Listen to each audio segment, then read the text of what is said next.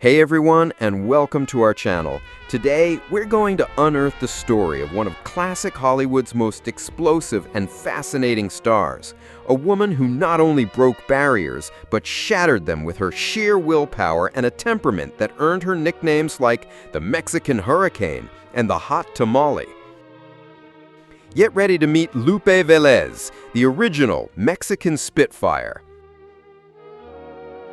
Her life was a whirlwind of talent, passion, scandal, and sadly, a tragedy that Hollywood tried to rewrite. Ready? Let's go. Our story begins in San Luis Potosí, Mexico, on July 18, 1908.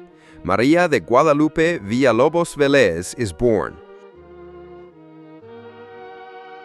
And let me tell you, from day one, Lupe was no ordinary child.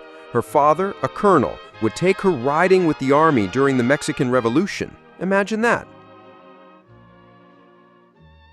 She herself said the revolution was her first school, where she learned not to fear bullets or to cry. Her wealthy, educated family didn't know what to do with her wild and reckless spirit. Their solution? Send her to a convent school in San Antonio, Texas at age 13. But even the nuns couldn't handle her.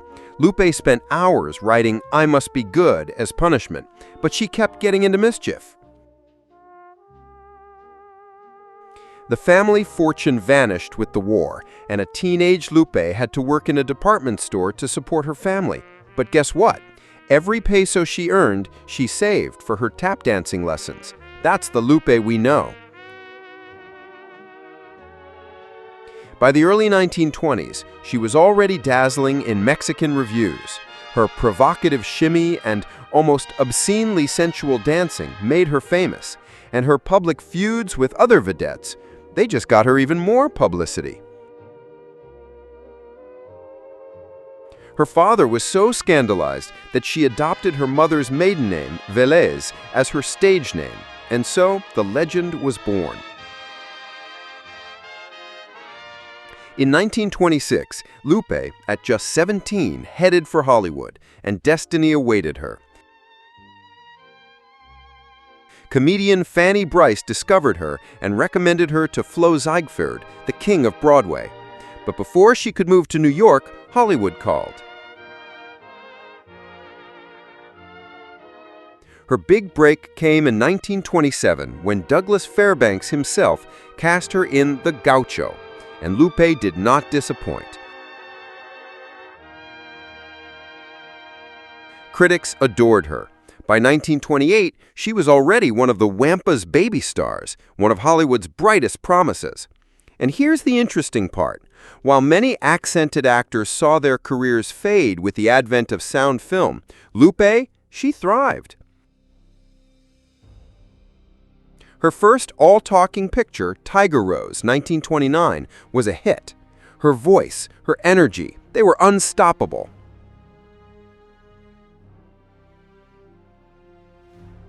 Hollywood quickly realized that Lupe wasn't just an actress, she was a phenomenon. The press dubbed her with nicknames like the Mexican Wildcat, Whoopie Lupe, and of course, the Mexican Spitfire. And she had a blast with it. Her personal life was as explosive as her roles. Anecdotes? We've got enough for a book.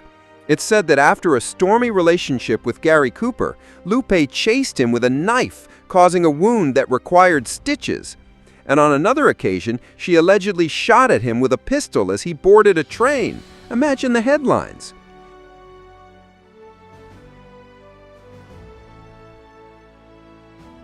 Then came Johnny Weissmuller, the original Tarzan. Their marriage was a battleground of physical and mental cruelty. Johnny would often appear with bruises, scratches, and hickeys that, according to gossips, were courtesy of Lupe's passionate encounters. She was a miniature cyclone.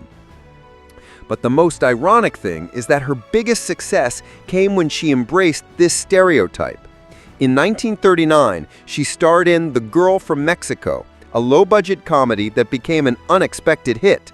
This led to the famous Mexican Spitfire series, with 7 sequels. Lupe played Carmelita Lindsay, a Mexican entertainer who married an American man, and the humor came from how the stuffy Americans reacted to her antics. Lupe was a comedic genius with perfect timing and an ability to scream and act wild in 2 languages. She herself would joke about her allegedly poor language skills in interviews. But while this image brought her fame, it also typecast her and limited her artistic potential.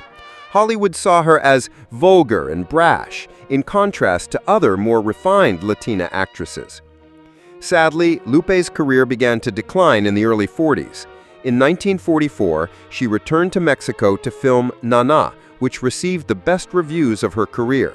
But her personal life continued to be a drama. She became pregnant by a French actor named Harold Ramond. She announced their engagement, but 2 weeks later she called it off and kicked him out of her house.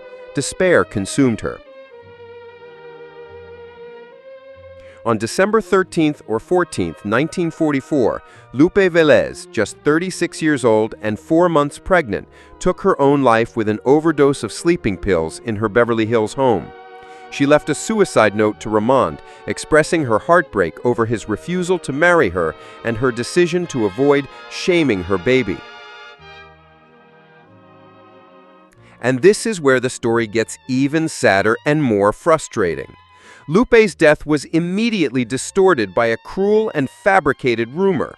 Author Kenneth Anger, in his infamous 1959 book, Hollywood Babylon, invented a grotesque story that Lupe had eaten a spicy Mexican meal before her planned suicide, felt sick, went to the bathroom, stumbled, hit her head, and drowned in the toilet. This story is completely false. There is no known evidence to support it, but it has been widely accepted as fact. It's even appeared in TV shows like Frasier. This cruel and fabricated account is another painful example of how Hollywood racism sought to control and distort the narrative of Lupe's career and life even after her death. They reduced her tragic despair to a ridiculous anecdote. Lupe Vélez was so much more than a tabloid gossip or a stereotype. She was one of the first Latina actresses to succeed in Hollywood, a multifaceted artist, dancer, singer, comedian, and actress. Her life and struggles highlight the challenges faced by women, especially Latinas, in a patriarchal Hollywood. Today, Lupe Vélez has a star on the Hollywood Walk of Fame. But her true legacy isn't just in the bronze, it's in the reevaluation of her work. She was funny, she was sweet, and she showed how hard comedy could be. Her story reminds us of the immense power of media narratives and the importance of remembering people for their true talent and spirit, not for the myths that surround them.